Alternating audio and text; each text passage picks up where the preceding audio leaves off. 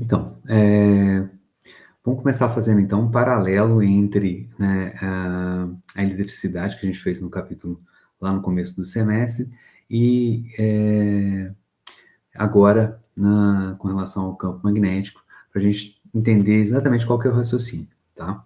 Então, lá no capítulo inicial, a gente tinha, então, portanto, uma distribuição de cargas, né? Uma distribuição de cargas no espaço, uma distribuição aqui pontual, uma distribuição discreta,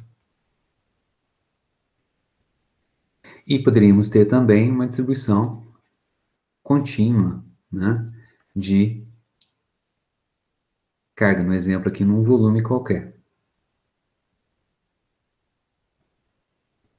Se a gente pegasse ali um ponto P qualquer no espaço, tá, e colocasse ali uma carga teste, né, essa carga teste ela interage com as cargas das distribuições, sejam ela contínua ou discreta, né, de tal maneira que a interação em física é o quê? É força, né? Ela vai sofrer a ação de uma força elétrica, né? Pode ser atrativa, pode ser repulsiva. A gente, lá na força de Coulomb, na força elétrica, né? A gente pegou parte dessa força, né? No caso de cargas pontuais, né? A gente tinha ali, entre duas cargas pontuais, uma constante de proporcionalidade, a carga 1 e a carga teste pela distância que separavam as duas cargas ao quadrado. E a gente fez o quê? Chamou essa parte que estava aqui de campo elétrico gerado pela carga 1, né?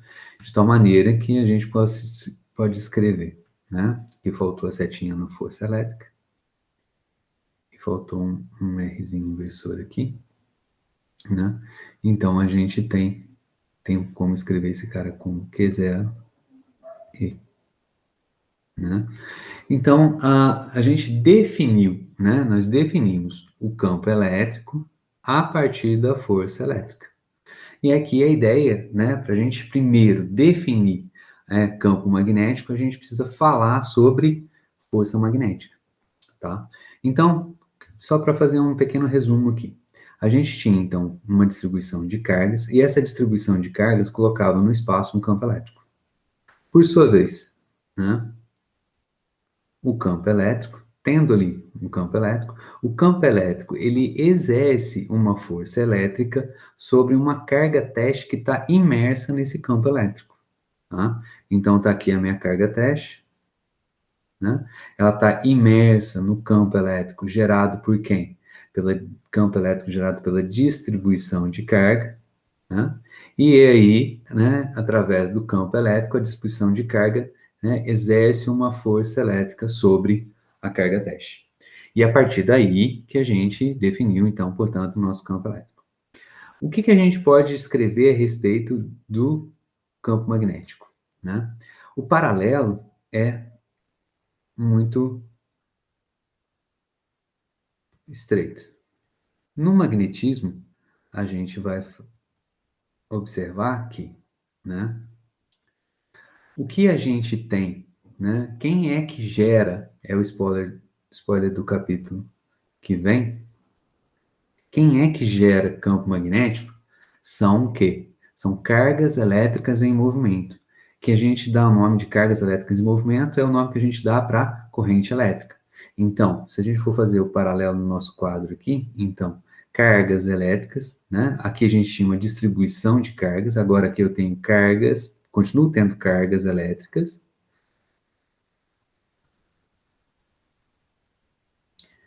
só que em movimento.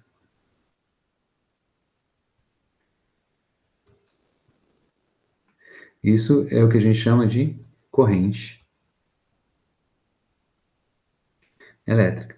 Então, correntes elétricas geram campo magnético. Então, ao redor, né, por exemplo, de um fio elétrico carregando, né, transportando, tendo corrente elétrica passando por ele, no espaço ao redor daquele fio que tem a corrente elétrica, né, você vai ter o quê? Um campo magnético. Né? Isso aí é o que eu comentei ontem com vocês, né? Que é a descoberta do Worsted de 1820.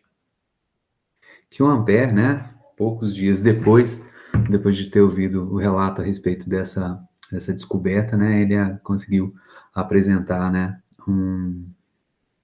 Além de fazer experiências, né?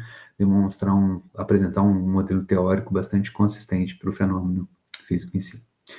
Então, vamos ver o que a gente tem. Então, se a gente for fazer um paralelo, então a distribuição de cargas no espaço, fixas ali no espaço, não estão em movimento, certo? Criam ali, ao redor delas, um campo elétrico. Se você vier ali, naquele região do espaço, e colocar uma carga teste, né? Essa carga teste vai sofrer a ação de uma força elétrica. Então, se a gente for fazer analogia, então a gente tem distribuição de carga, aplica força em carga. E carga gera o campo elétrico. E através do campo elétrico é que essa força, essa interação é transmitida. Então, se a gente for fazer um paralelo, então vamos ver. Quem é que gera o campo magnético? Cargas elétricas em movimento. Então, se o paralelo existir, né, com a eletricidade, então, né, cargas elétricas em movimento que estiverem imersas no campo magnético sofrerão a ação de uma força magnética. E é exatamente isso, né, que a gente observa experimentalmente, tá? Então, como a gente poderia colocar? Então, se a gente seguir o mesmo quadro, né, então a gente tem aqui, né, campo magnético,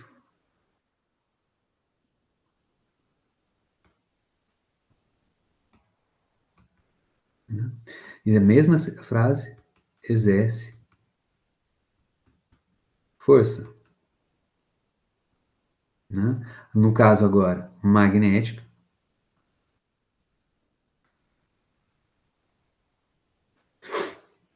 sobre quem? Não é mais carga. Agora são cargas, aqui faltou um S, cargas elétricas em movimento, ou seja, corrente. Em cargas elétricas em movimento, que estiverem imersa, né? A frase fica maior zona.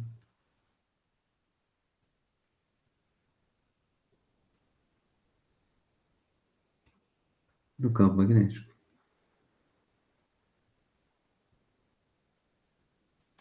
Ótimo. Então aqui, né? Então, cargas elétricas em movimento, elas geram campo magnético. E através do campo magnético é que se dá a interação entre cargas elétricas em movimento com outras cargas elétricas em movimento. São outras cargas elétricas em movimento. Beleza? Muito bem. Então, né, o campo elétrico, né, continuando. Então, a primeira observação. Então, a primeira conclusão. Cargas elétricas em movimento exercem forças em cargas elétricas paradas? Não. Em cargas elétricas que estiverem em movimento dentro do campo magnético. Ótimo. Campo elétrico é um, vou até colocar outra cor aqui, é um vetor. Né? Ou seja, a gente tem um campo que os matemáticos chamam de campo vetorial. Tá? Então, o campo magnético é também um vetor. Bom, como é que a gente vai definir o vetor campo magnético? Usando a ideia de linhas de campo magnético, tá? E essa visão de linhas de campo magnético, ela é muito mais fácil do que as linhas de campo elétrico, apesar de que uma mesma experiência dá para ser feita com campo elétrico. Então, a experiência é essa que está aqui, ó. Eu vou colocar, né, um exemplo. Já venho aqui e tem até um videozinho. Aqui eu tenho, né, dois polos de um ímã, tá?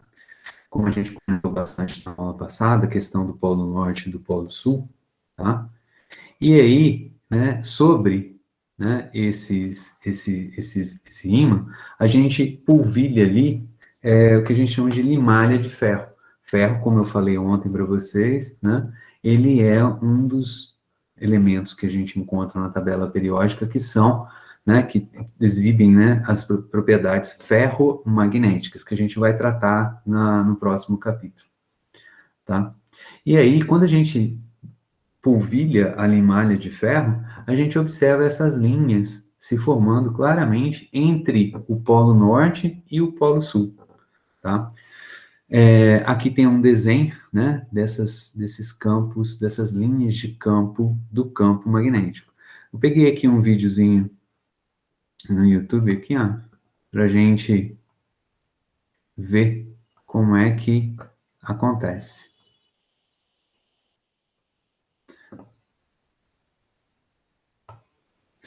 Então, aqui eu tenho um ímã, tá? Depois eu vou falar para vocês como é que a gente define quem que é polo norte e quem que é polo sul, né? Ele tem a ver com o polo norte geográfico e o polo sul geográfico, tá?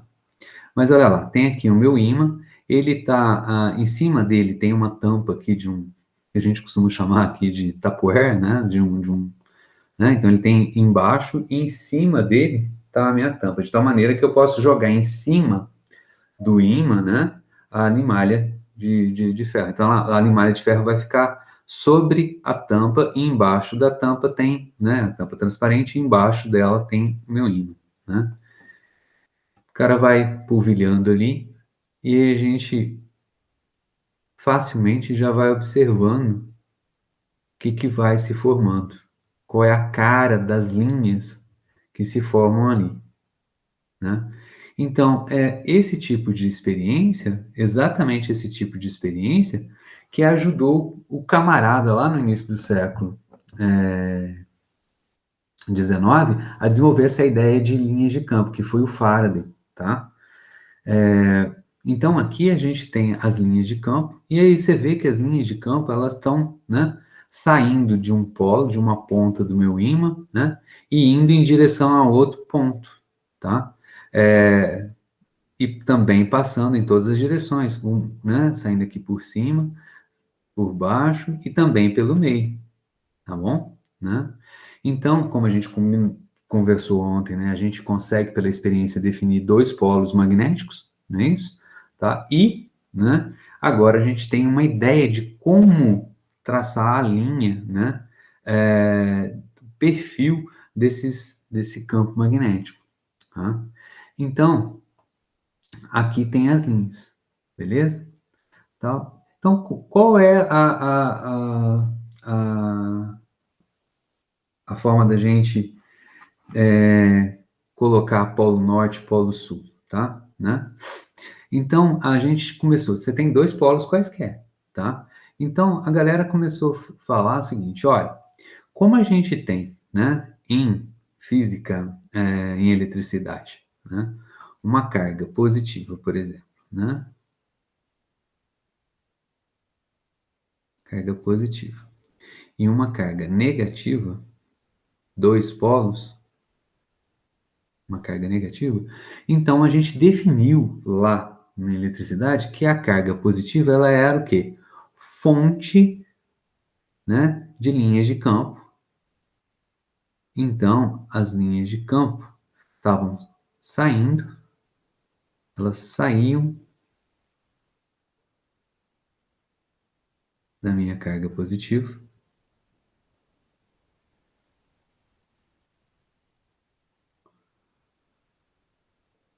e as cargas negativas eram ralo, sumidouros, né, de linhas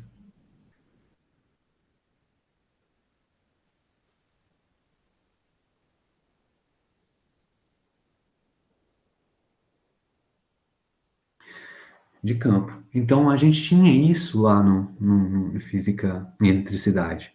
Então, isso foi uma definição. Inclusive, o nome positivo e negativo é nome que deram, né? Quem definiu isso aí foi o Benjamin Franklin, comentei com vocês. Então, convencionou-se, né, dizer que, né, o polo norte é o polo fonte de linhas de campo magnético e o polo sul é o polo ralo, sumidouro, né, de linhas de campo magnético. Então, carga positiva, fonte de campo elétrico. As linhas de campo elétrico saem da carga positiva. Carga negativa, campo elétrico entra, vai para a carga negativa. Magnetismo. Polo norte é a fonte, é só nome norte e sul. É só nome, né, de norte e sul. Né? Então, polo norte é fonte e polo sul é o ralo. As linhas de campo magnético apontam para o polo sul, tá? Isso é convenção. E aí, o que a gente tem, né? Tá aqui um ímã, né? Um imãzinho, né? Então, as linhas que a gente vai desenhar, como a gente viu aqui no videozinho, né? Então, a gente tem linhas que estão fazendo o quê?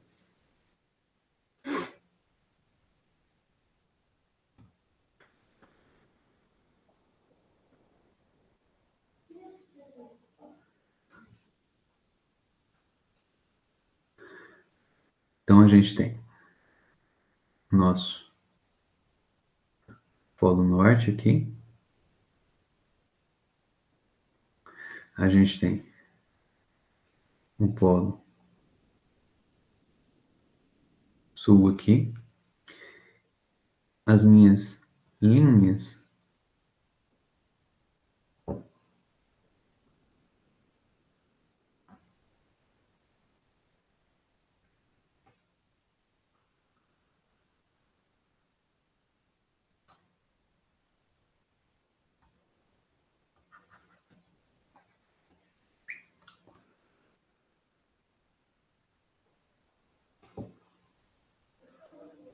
preciso desenhar todas, né? Opa!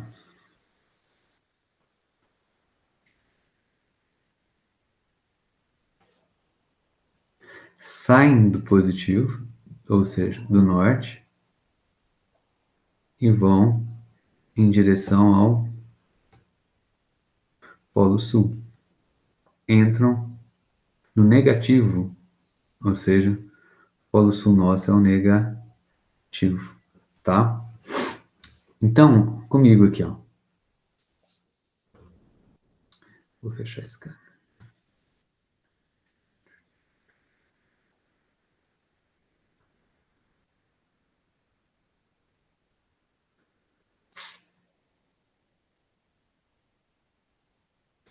Né?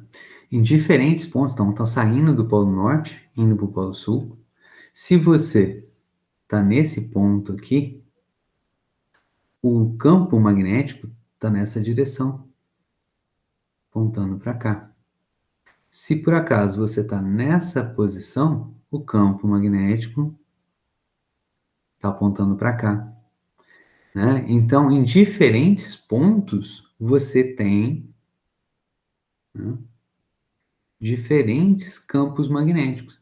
Esse camarada aqui é um B1 associado a esse ponto 1, esse camarada aqui é um B2 associado a esse ponto 2, e esse cara aqui é um B3, ou seja, ele tem tamanho, tem direção e sentido, né?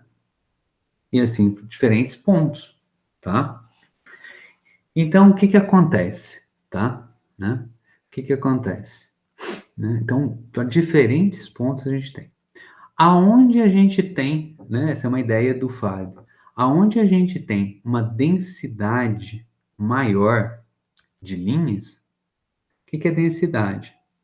É um número de linhas trespassando, por exemplo, uma determinada área. Então, seria, por exemplo, né, uma densidade. Seria o número de linhas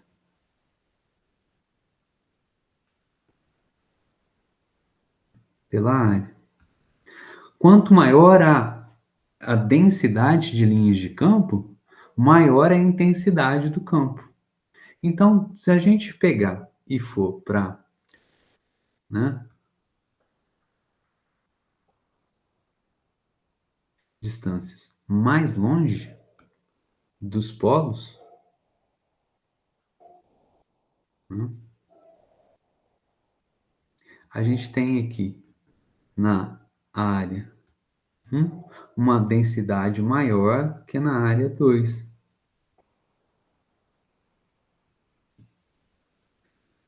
Então, o B próximo aqui nessa região do polo é maior do que o campo na região mais afastada do polo, né? E importante, olha só também, outra observação. Aqui no meio do ímã tem linhas de campo passando, né? Aqui no meio, ó, tem linhas de campo passando por aqui. Se você for vir aqui,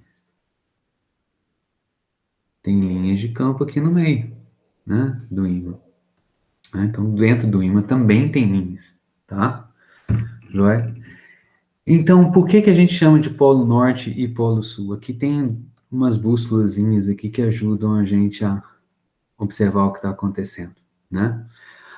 Uma direção convencionou-se, né? Se a gente pega, né, a agulha, né, da bússola lá do chinês, desenhei ontem, né? Uma rolha. E aí eu tenho uma agulha presa aqui e a ponta dela tá para cá. A ponta que a ponta que aponta, que está na direção do nosso polo norte, né? Ela é marcada aqui como vermelho. Então aqui é a direção que aponta para o norte, que a gente usa, beleza? Então se a gente pegar um ímã, como é que a gente sabe qual que é o polo norte, qual que é o polo sul do ímã? A gente precisa de uma bússola, tá? Nós precisamos de uma bússola. Lá de muitos séculos atrás, né? Qual é o polo sul do ímã? O polo sul do ímã é aquele que atrai a ponta norte, tá? A ponta norte, norte geográfico, né? Vamos colocar aqui.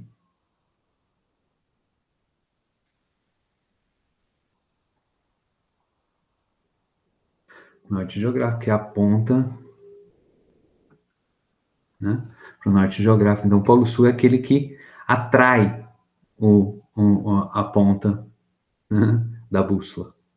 Tá? Então, se esse camarada que está do lado esquerdo, ele atrai a ponta da bússola, então ele é o sul. Automaticamente, o outro lado, o que que é? É o polo norte. Então, as linhas de campo desse ímã saem do polo, desculpe, do polo norte e vão para o polo sul. Isso tudo é o quê? Convenção. Para gente, todo mundo, né, se orientar.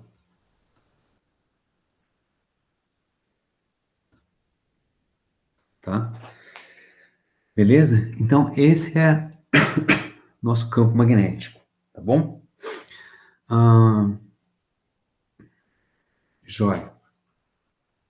Tem alguma dúvida? Se tiverem, por favor, pode me interromper à vontade. Então, vamos supor que, né, eu esteja aqui na...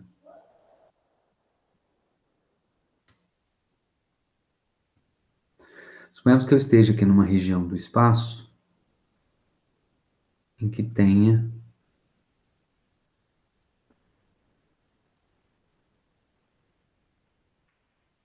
um certo campo magnético. E aí, né, eu vou pegar e vou colocar uma certa carga teste aqui. Joia? E aí, eu vou colocar essa carga teste em movimento. Ou seja, ela tem que ter velocidade. Se a gente tem campo magnético tem campo magnético. Tem carga e tem velocidade, a gente vai ter agindo sobre essa carga teste aqui uma força magnética. Porém, o que diz a experiência então? Então, a força magnética, ela depende. Força magnética. Depende. Né, de quem?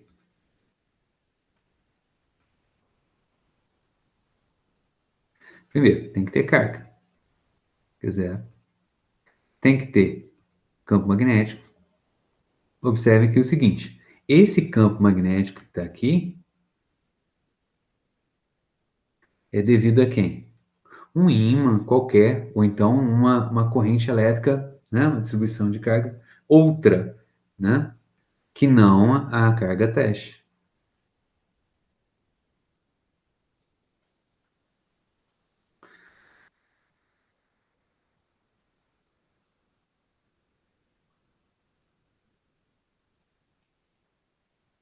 Em movimento, claro. Né? Tem que ter campo magnético e a carga teste tem que estar em movimento. Então temos que também ter o quê? Velocidade. Essa experiência diz pra gente. Porém, essa é a sacada, super importante, galera, né? A velocidade, para termos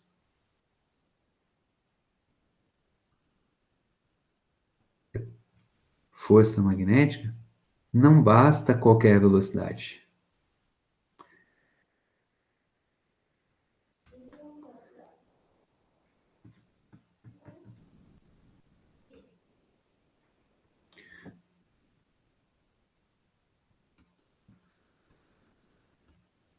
Como assim, Hugo? A velocidade tem de ser perpendicular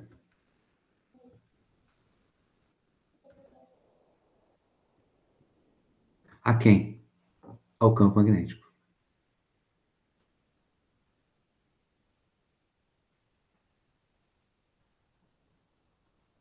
Como é que a gente coloca isso numa... Já vou fazer um desenho para mostrar isso, mas como é que a gente coloca isso então? Então a força magnética, pelo menos em módulo, ela é proporcional ao quê? Tem que ter carga. Ótimo. Tem que ter campo magnético. Beleza. E tem que ter velocidade essa carga. Então vamos colocar a velocidade perto desse cara que está aqui, da carga. Então tem que ter velocidade. E tem que ter qualquer velocidade? Não, tem que ser uma velocidade perpendicular. Vou colocar esse símbolo aqui, que não é o número 1. É esse camarada aqui que normalmente a gente usa. Tá?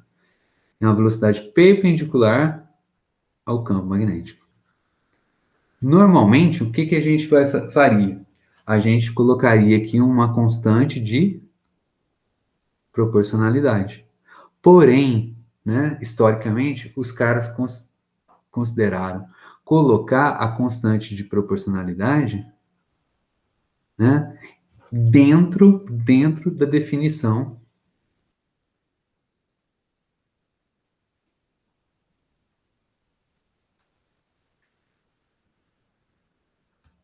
de B, a proporcionalidade. Então, vamos definir o B, então vamos colocar aqui. Vamos definir o B de tal maneira que a minha constante de proporcionalidade ela é igual a 1. Então, eles vão fazer isso, né?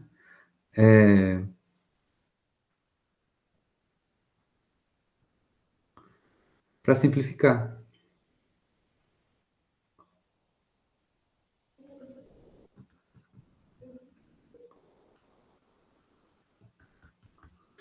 Ok? Então, guarda isso aí. Então, isso é uma observação super importante, né? Normalmente a gente faz isso. A gente mede proporcionalidades em física. Então, eu vou definir aqui, essa é a sacada, eu vou definir de tal maneira que, né, a constante de proporcionalidade seja 1, tá? Ótimo. Então, agora vamos fazer um desenho mais bonitinho para a gente entender o que tem aí, o que significa essa velocidade proporcional, velocidade perpendicular né, ao campo magnético.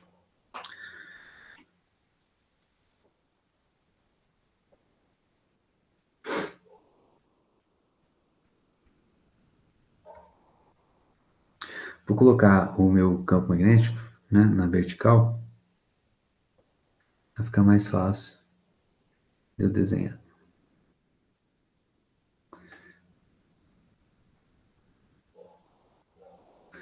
Né? Então esse aqui é o meu campo magnético. Vou vir aqui e vou colocar mais uma linha. Eu gosto de usar esse lacinho aí, mas tem hora que eu fico até com medo de usar. Que dá uns bugs. Então esse aqui é um campo magnético no espaço. Vou vir aqui e vou colocar a minha carga teste. Bom, o que seria uma velocidade perpendicular? Então, a experiência diz pra gente que se a velocidade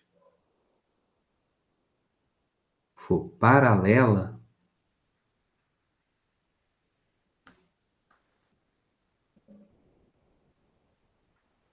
meu B tá aqui. Então aqui eu tenho a velocidade paralela. Aqui eu estou colocando aqueles dois tracinhos do paralelo, tá? Não tem força.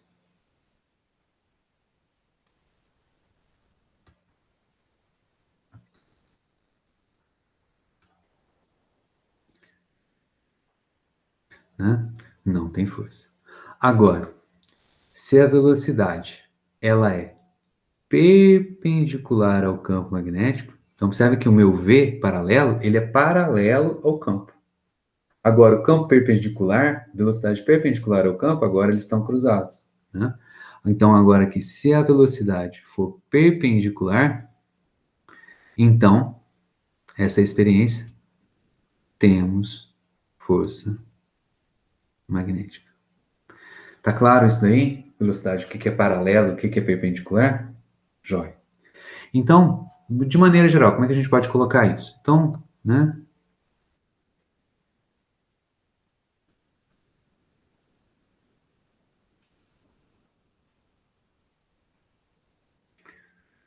Eu tenho aqui, né?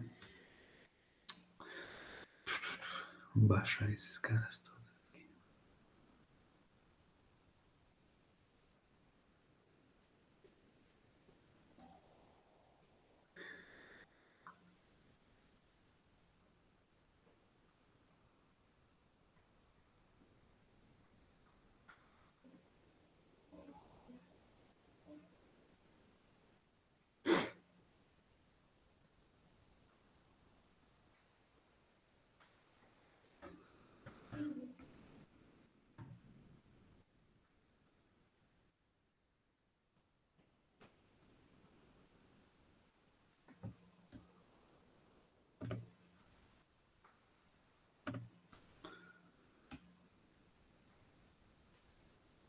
Aí, ó, começou a dar problema.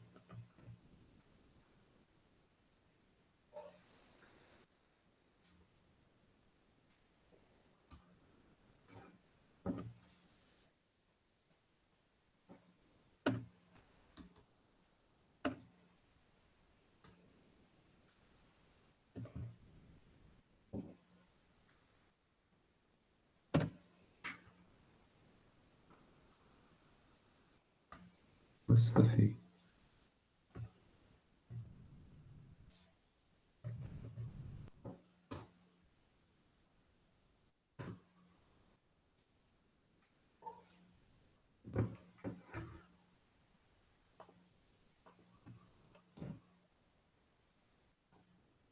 Foi.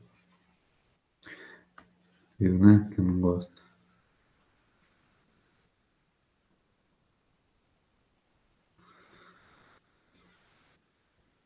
Então, de maneira geral.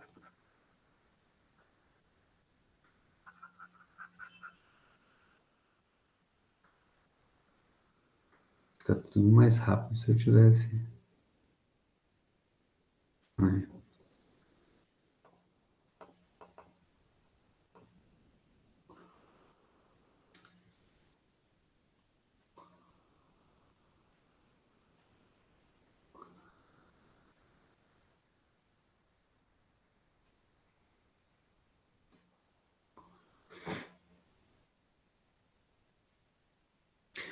Vamos supor que então aqui a gente tem uma velocidade, uma carga qualquer com uma velocidade v,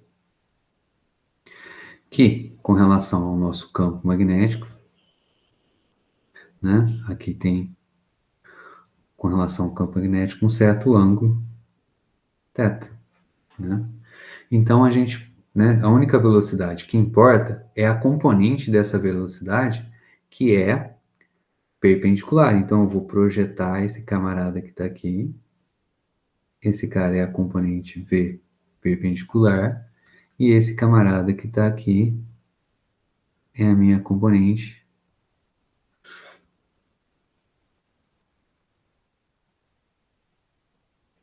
v paralela.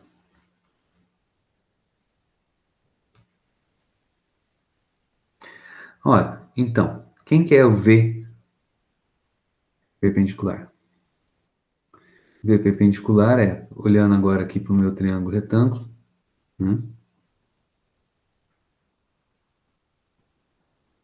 Esse meu triângulo retângulo que eu tenho aqui, tem um, né? O V é a perpendicular, que perpendicular é a hipotenusa, e o V, se esse camarada aqui é θ, esse ângulo aqui é θ, né? Então, esse ângulo igual a esse, né? Então, meu V perpendicular, ele é a hipotenusa, quer ver? E ele é o cateto oposto ao ângulo θ, então ele é seno de θ. Então, e o meu V paralelo vai ser a hipotenusa, e o V paralelo é o cateto aqui, né, adjacente, então ele é o cosseno do ângulo θ. O que interessa para a gente é o V perpendicular.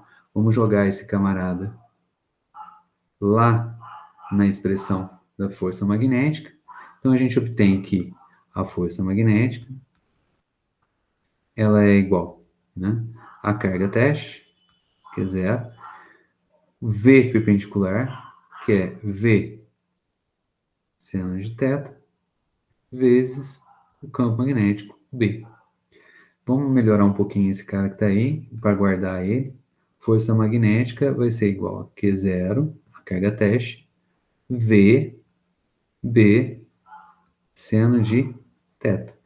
Importante, quem que é θ é o ângulo entre a velocidade,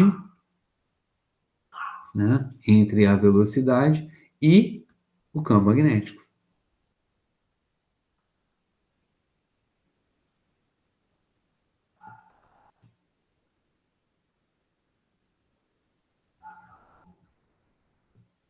Entre V e B. Joia? Mais uma observação experimental. Essa força magnética, ela é embaçada, hein? É, ela é embaçadinha. Qual é a direção e o sentido da força magnética? A força, ela é um vetor. Até agora a gente falou do módulo dela. Depende da carga, depende da velocidade perpendicular, velocidade perpendicular ao campo magnético e depende do campo magnético. Agora, qual é a direção e o sentido? Tem mais uma sacada aqui.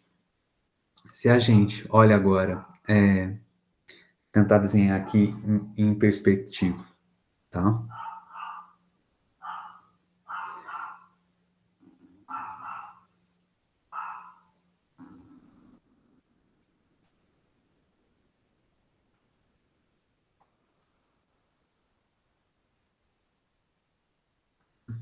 Tem aqui, então, um plano em que a gente tem aqui a carga teste, tá? Eu vou colocar ela um pouquinho mais para cima, para melhorar aqui.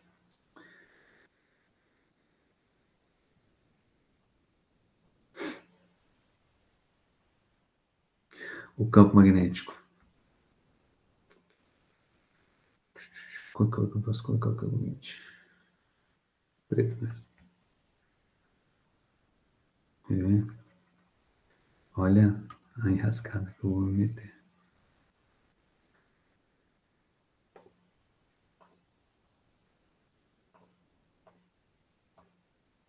Agora sim.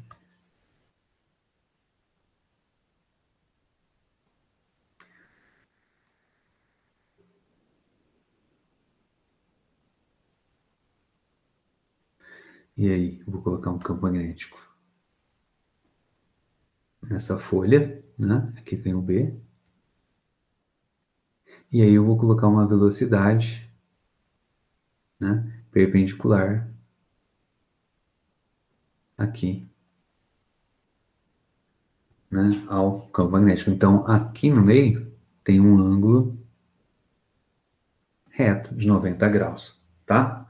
A experiência diz pra gente que a força magnética aparece aqui, temos aqui uma força magnética, e essa força magnética, tem que contar essa história para vocês, ela é para cima.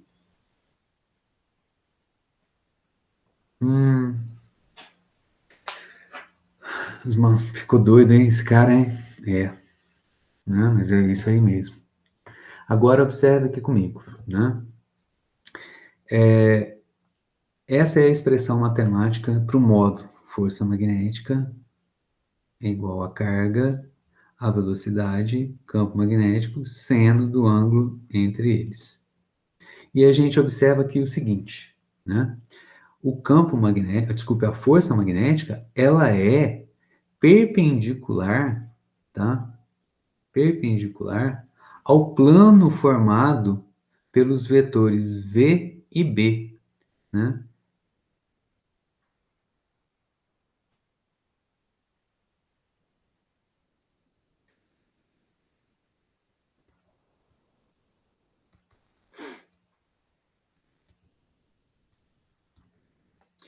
Vocês já sabem aonde eu vou chegar?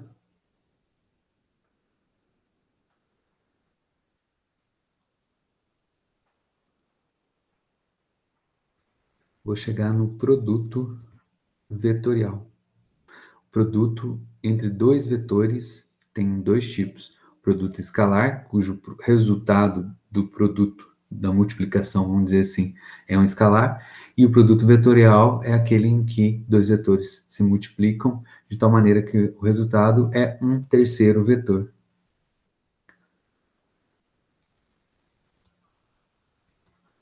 Da maneira como está aqui,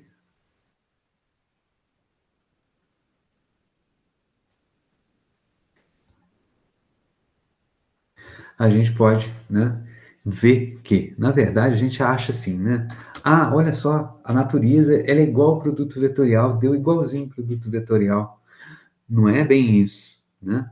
A natureza é assim. Aí a galera vai lá e inventa o produto vetorial e o produto escalar, né? Para que a gente, né, consiga escrever as coisas de uma maneira matemática. Na verdade, é isso que acontece. Então, se a gente observa tudo isso, né? Então aqui eu tenho, né, seno do ângulo entre os caras. E tenho a questão, né? Seno do ângulo entre os caras. E tenho que ele é perpendicular ao plano, né? Então, tudo que está aqui me leva a escrever a força magnética em termos de um produto vetorial entre Q0, o produto V, B.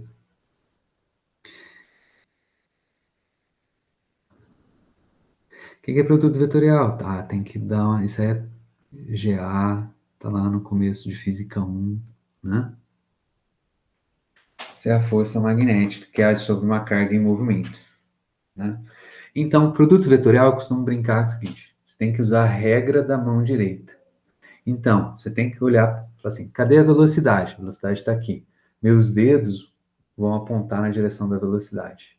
Cadê o B? B está para cá. Então, para saber onde que vai ter a força, eu vou pegar os meus dedos e vou rodar em direção aonde está meu campo magnético. Então, é V, vetor B, é um movimento de rotação da minha mão direita. Cadê a minha força? Meu dedão está apontando. No meu desenho, é exatamente isso que eu estou fazendo. V está para baixo, rodo ele em direção ao campo magnético que está à minha direita e, né, a força está para cima. Tá? Se o campo magnético estivesse na direção oposta, né, a velocidade para baixo, só que agora, olha só, para rodar, se ele estiver agora para a esquerda, eu vou V, vetor B, Agora a força estaria para baixo. Joia? Se em vez da carga, eu até agora falei carga, não falei se ela era positiva ou negativa. Se eu falei que era, se ela for negativa, então V, vetor B, deu para cima, com menos na carga, a força inverte sentido. Lembra que o menos só é direção, né? Desculpe, só muda o sentido de um vetor, né? Inverte ele, né? Então essa aqui é a minha força magnética. Então, regra da mão direita e o módulo, né, é exatamente o quê? O módulo de um produto vetorial é módulo do primeiro, módulo do segundo, vezes seno do ângulo entre os dois vetores. Como é que era o produto escalar? Módulo do primeiro, módulo do segundo, cosseno do ângulo entre eles. Resultado de um produto escalar, um escalar, ou seja, um número. Dois vetores dava um número. Agora, o que a gente tem aqui? Dois vetores dá um terceiro vetor. Quem são esses dois vetores? Velocidade e campo magnético. E quem que é o terceiro vetor? A força magnética. Beleza? Né? Então, se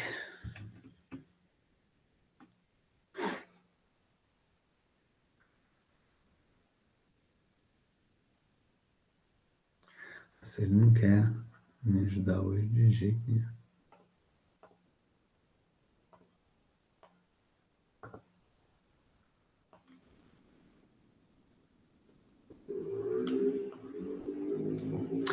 Unidade de... Então, como é que a gente vai? A partir daqui, então, né? Então, a partir daqui, né? Tiramos o campo magnético.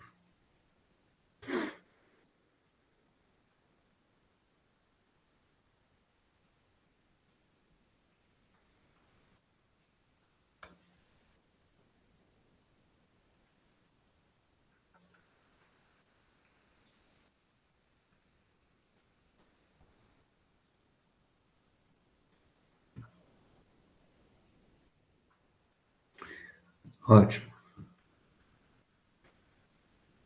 Né? Vamos, primeira coisa, antes da gente falar um pouquinho mais sobre a força, vamos falar da unidade de campo magnético, né? Então, qual que é a unidade de força? A unidade de força é Newton, igual a unidade de carga, Coulomb. Unidade de velocidade, metros por segundo. Vezes a unidade de campo magnético, que a gente ainda não sabe. B. Vamos pegar esse por segundo aqui, ó, e vamos passar ele para cá.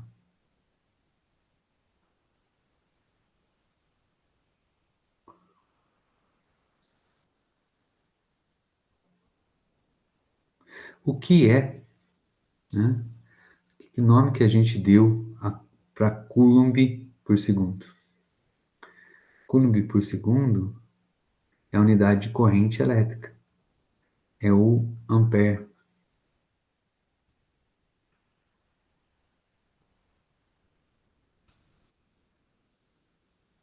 Né? Lembra que a corrente elétrica ela é definida, então, como a gente conversou ontem, né? Corrente elétrica, né, é a carga por unidade de tempo, Coulomb por segundo, que a gente chamou de ampere, em homenagem ao francês, né, que a gente comentou. Então, isso que está aqui é igual, então, a ampere, metro, e o B. Como é que a gente faz para descobrir o B?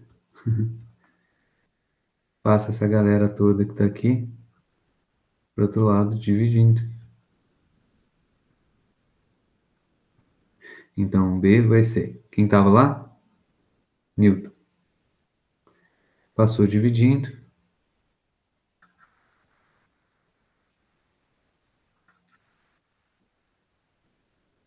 Um ampere, metro.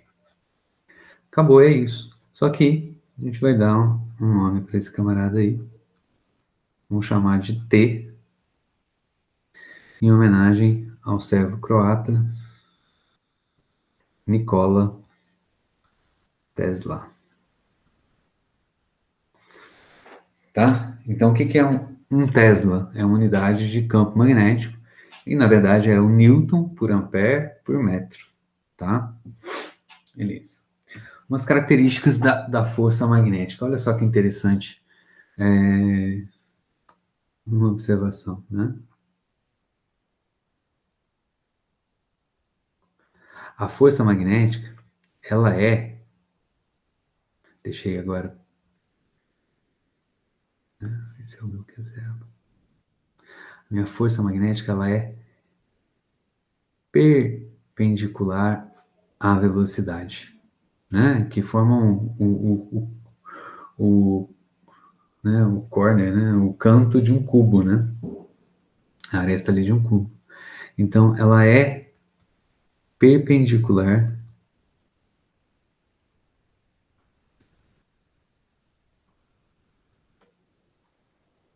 à velocidade. A velocidade, por sua vez, né? Vamos escrever o vetor velocidade. E, portanto, é também perpendicular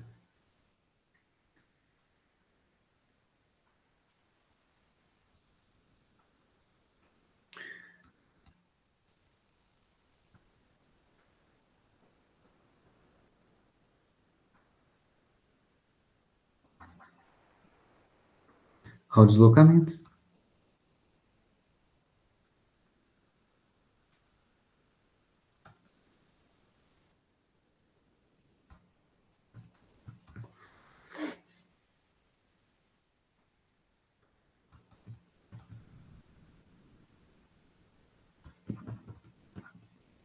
Esse camarada está com uma velocidade, ele está se deslocando para cá, né?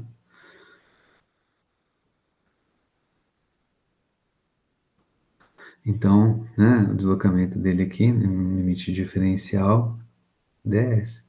Se a força ela é perpendicular ao deslocamento, essa força ela realiza trabalho? Peraí. Né? O trabalho da força magnética é igual à força magnética vezes... Que vezes é esse? É o produto escalar. A gente definiu, na verdade é isso. O produto escalar, ele é construído, ele é definido para resolver essa questão lá do física, né? Ele é inventado, né, a partir do problema da física, não é o contrário, né? Vezes o deslocamento. Se o deslocamento é pequenininho, a gente tem, na verdade, um trabalhinho. E aí é assim que a gente define, né, a soma, a integral aqui, que me dá né, o trabalho total. Mas como é que é a nossa definição de produto escalar, né? É módulo do primeiro, módulo do segundo vetor, ds, vezes o que agora? Cosseno do ângulo entre os dois vetores. Então, a minha pergunta é, θ é igual a quanto? Qual é o ângulo entre a força magnética e o deslocamento que está aqui, né? Ele é 90 graus, né? É π sobre 2. Portanto, cosseno de π sobre 2 é igual a quanto? Cosseno de π sobre 2, cosseno de 90 graus é zero. Se é assim, então o trabalho da força magnética é igual a zero. Então, força magnética não realiza trabalho. O que isso significa? Força magnética não... Né, vamos colocar aqui.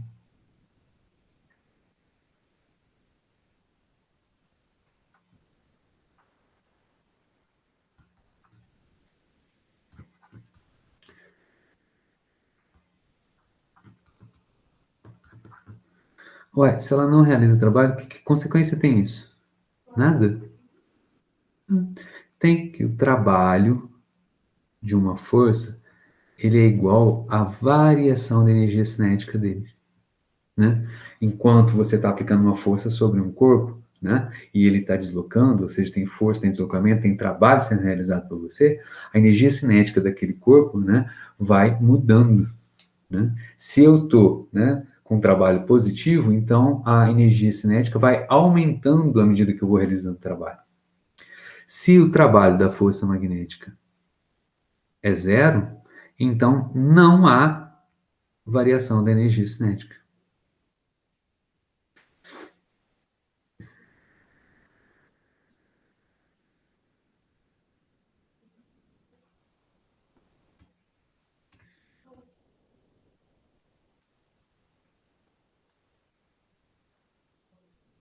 Energia cinética. Ou seja, a energia cinética ela é constante. E o que depende da energia cinética? A energia cinética a gente definiu como que K é igual a massa vezes a velocidade ao quadrado dividido por 2. Se não há variação, K, a energia cinética, é constante. Se K é constante, quer dizer então que o módulo da velocidade, V, né? O módulo da velocidade de V, do vetor V, é o quê? É constante. Não muda. Mas espera aí. Espera aí. Espera aí, espera aí, espera aí, espera aí, espera aí, espera aí. Segunda lei de Newton. Segunda lei de Newton diz para mim que força é igual a massa vezes a aceleração. Tem força? Tem. Quem que é a força? É a força magnética. Tem massa ali naquela partícula? Vamos supor que seja um elétron. Tem. Então tem massa, então tem aceleração. A aceleração é variação da velocidade no tempo. Olha, Hugo, mas peraí, o módulo não varia. Tem força, isso não realiza trabalho. Então, peraí, tem alguma coisa errada aí. Tem um problema contraditório? Não. O pessoal que fez muito bem Física 1 sabe que, né, a variação do vetor velocidade, né, dv, né, dt, no tempo, a variação no tempo, implica não somente em variar a velocidade, mas, né, nesse caso, né, como não tem variação do módulo, quem que varia? Varia, então, a direção e o sentido.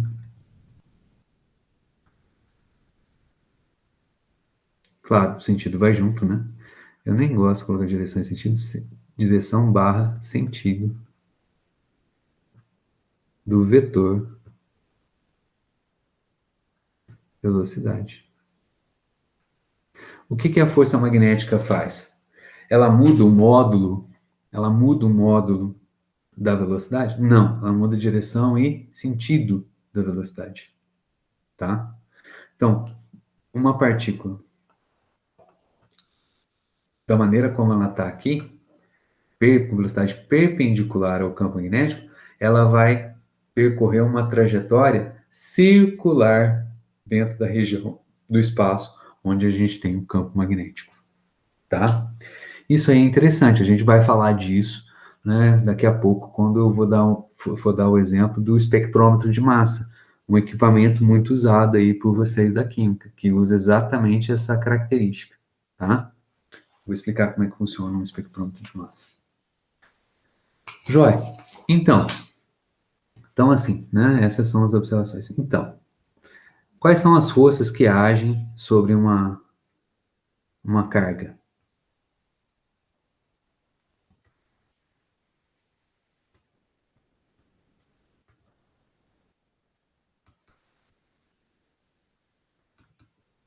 Forças, né, de natureza eletromagnética.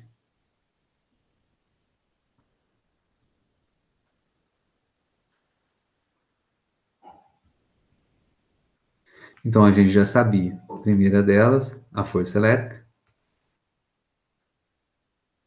que é quando, né, a gente tem a carga e a carga está numa região do espaço onde tem um campo elétrico. Agora a gente viu que tem uma outra força. Podemos ter também uma força magnética agindo sobre essa mesma carga, caso essa carga esteja, né, em movimento, na presença de agora um campo magnético. Então, essas duas cargas, né, essas duas forças, né, juntas, podem ser escritas assim, né? A força eletromagnética é igual a carga, que é zero, vezes o campo elétrico, se tem campo elétrico, mais, que é zero, a velocidade, se ela tem, produto vetorial, campo magnético. Posso colocar Q zero a carga em evidência, e aí a gente vai ter E mais V vetor B. Essa forma de escrever a força eletromagnética, chamada de força de Lorentz.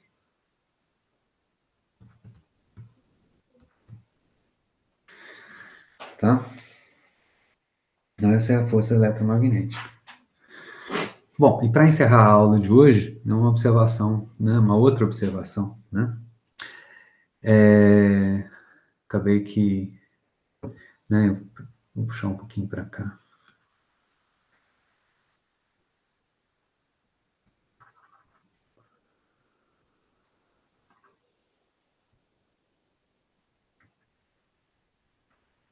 A força magnética não realiza trabalho. A força magnética e a força elétrica juntas são chamadas de força de Lorentz. E uma terceira observação para encerrar hoje, né, é a observação de que velocidade,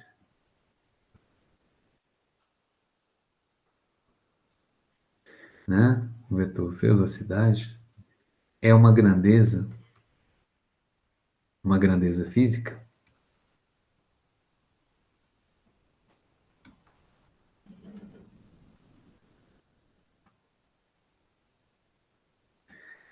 relativa.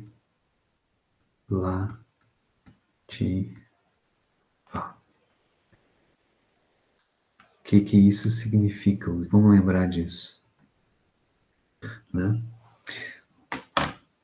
Depende do observador.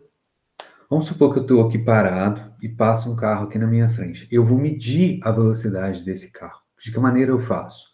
Eu posso fazer a medida, né, da velocidade média. Se ele está com velocidade constante, a velocidade média é igual à velocidade instantânea dele. Né? Vamos supor que a velocidade dele seja constante. Então eu meço, né, pego um cronômetro, né, faço duas marcas no chão, por exemplo, de 1 metro, 10 metros, que seja, né? E a hora que ele passa por uma marca, eu disparo o meu cronômetro, a hora que ele passa pela outra marca, eu paro o meu cronômetro. Então, eu pego aquela distância que eu marquei, por exemplo, 10 metros, e divido pelo tempo que ele gastou para percorrer aquele espaço. Então, eu tenho a velocidade média, se a velocidade é constante, é igual à velocidade instantânea. Então, eu meço a velocidade desse carro, por exemplo, 10 metros por segundo. Joia? Agora, né, vamos pensar que, né, vamos supor que, né, eu que estou fazendo a medida, também estou me movimentando, né, da minha direita para a minha esquerda. Então, quando eu estou parado, eu meço o carro se movimentando aqui na minha frente, pelo chão aqui na minha frente, com velocidade de 10 metros por segundo. Agora, vamos imaginar um segundo Hugo, que está se movimentando na mesma direção e sentido do carro, só que para cá, com uma velocidade de 5 metros por segundo. Então, eu que estou me movimentando para cá, né, o carro vai passar por mim, a velocidade dele, né, é maior, 10 metros por segundo, e com relação a quem está parado. E o camarada, agora, o segundo Hugo, está se movimentando com 5 metros por segundo para lá, com relação a quem? Medido por quem? Por mim, o Hugo 1, que está parado. Então, pensando nisso, o camarada, o Hugo 2, vai ver o carro passar por ele? Vai. Mas vai ver o carro passar por ele com a mesma velocidade com que eu vejo o Hugo 1 ver o carro passar pela minha frente? Não. A gente sabe que, nesse caso particular, a velocidade vai ser relativamente, olha a palavra, menor. Por outro lado, se o camarada, o Hugo, agora temos um Hugo 3, que está indo agora da esquerda para a direita, com uma mesma velocidade de 5 metros por segundo, ele está indo de encontro ao carro. Para ele, na referência dele, né, ele vê o carro se aproximar o quê? De uma maneira muito mais rápida. A conta é qual que a gente tem que fazer? Se é uma continha de velocidade, que quem fez isso aí foi Galileu, primeira vez, né? O que nós estamos fazendo aqui é mudanças de referenciais, de observadores, usando, né, a ideia, o conceito do Galileu, né? A velocidade medida por um observador linha é igual, né, à velocidade, né, medida por um outro segundo observador, né, um observador primeiro, né, mais, vou chamar aqui de U, que é a velocidade entre os referenciais, tá?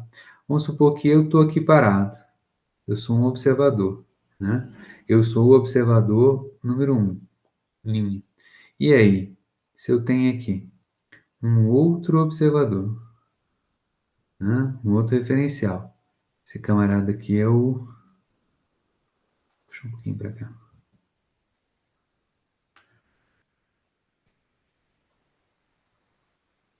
Duas linhas. E esse camarada, o segundo, se move com relação ao que está parado, né? Uma velocidade u, né? Então, vamos dar um exemplo, né? Um corpo qualquer que está passando por aqui, os dois camaradas vão medir a velocidade desse cara, né? Então, a velocidade medida no referencial linha. Por exemplo, esse cara que está aqui é o carro. Vamos dar os números para esse cara. Então, se eu, né, que estou aqui parado, meço 10 metros por segundo, e a velocidade entre os referenciais para cá, positivo, né? Então, se a velocidade entre os referenciais U for igual a, né? Então, V minha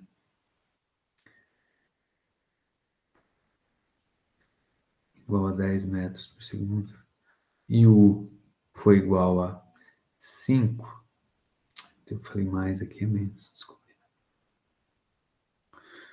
5 metros por segundo, então a velocidade que o camarada vai medir, que está aqui correndo junto, é o cara que está indo para lá, né? Ele vai medir. Quanto que é V? 10. Quanto que é U? 5. Então ele vai medir uma velocidade menor para o carro, 5 metros por segundo. Agora, se tem aqui um terceiro cara, só que agora esse cara, ele está se movimentando para o outro lado. O U dele está para cá, né? Se para a direita é positivo, se o U aqui foi positivo, esse U que está para cá tem que ser um U que é negativo.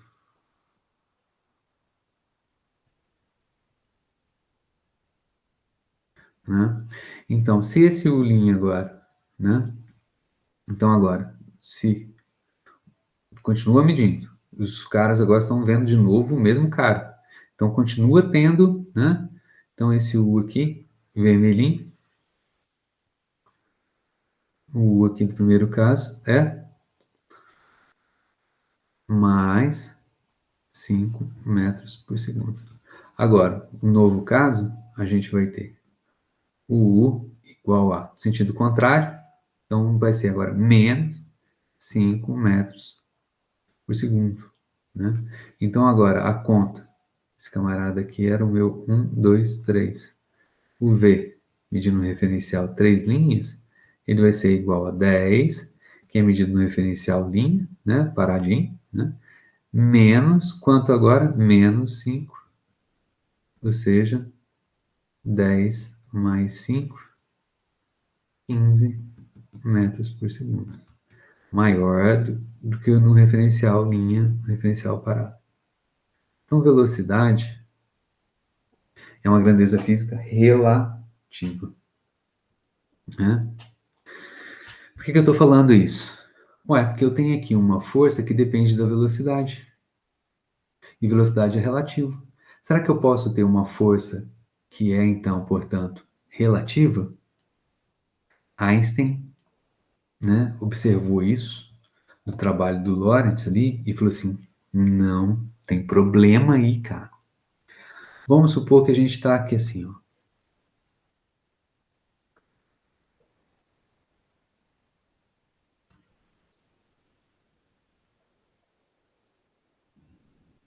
Vamos supor que você está entre os polos de um ímã.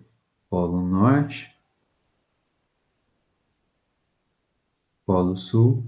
Então, temos aqui campo magnético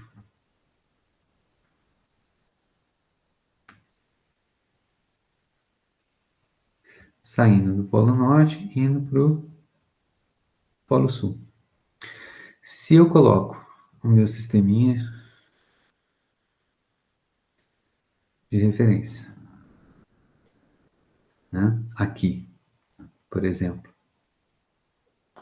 no laboratório, referencial linha, e aí eu venho aqui, coloco uma carga, que é zero, e uma velocidade v. Essa velocidade aqui, medida por camarada que está parado no laboratório.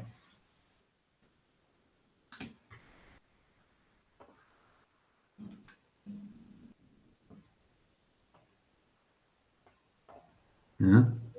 Vou até mudar a cor desse cara.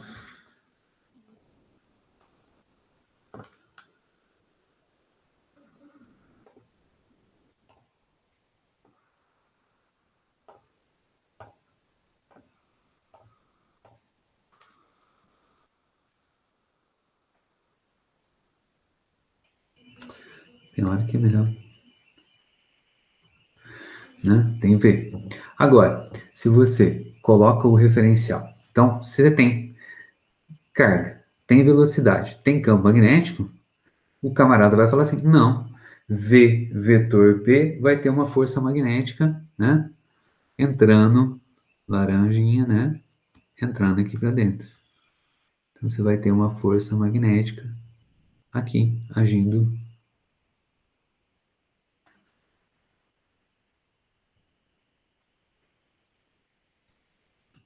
sobre essa carga. Agora, se você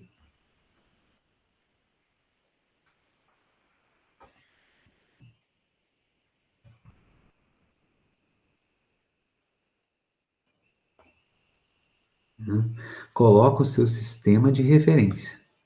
Vamos supor que você coloca o sistema de referência montado na carga. Nossa Senhora.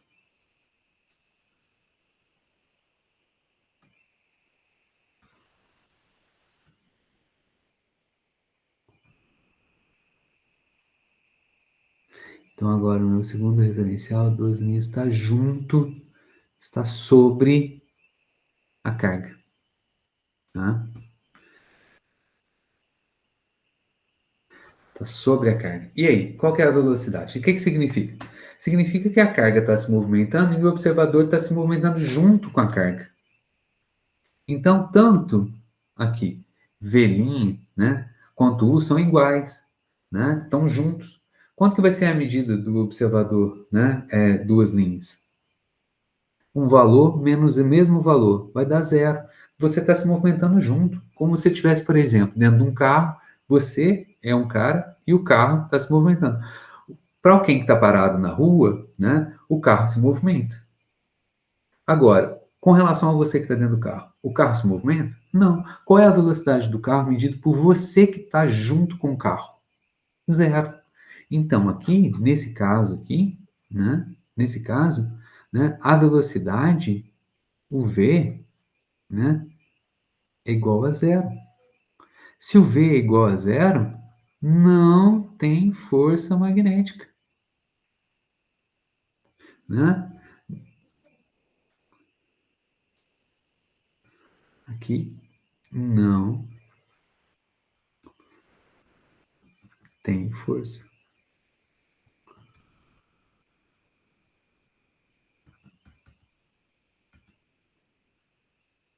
Einstein falou assim: força é o que tem de mais fundamental na natureza. E a força não pode depender de como você está olhando para a coisa. Se eu estou aqui parado, tem força magnética. Eu vejo a carga passando ali. Agora, se eu acompanho a carga, eu acompanho a carga. A carga continua lá. O ímã continua lá. O campo magnético continua lá. Mas agora, simplesmente porque eu estou acompanhando a carga, eu que estou olhando o que está acontecendo, estou acompanhando a carga. Agora não tem mais velocidade. E aí, agora não vai ter mais força?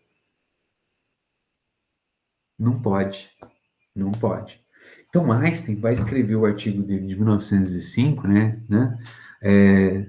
sobre relatividade, exatamente apontando esse problema da velocidade da força de Lorentz. Né? E ele vai falar assim, bom, não pode depender do observador.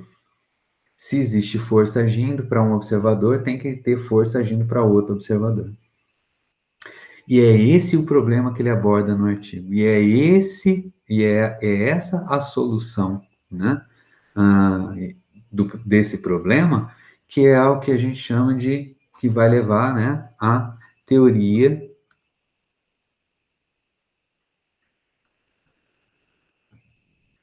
da relatividade,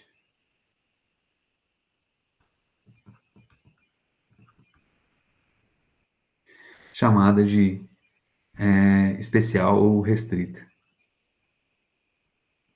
É a primeira relatividade do Einstein.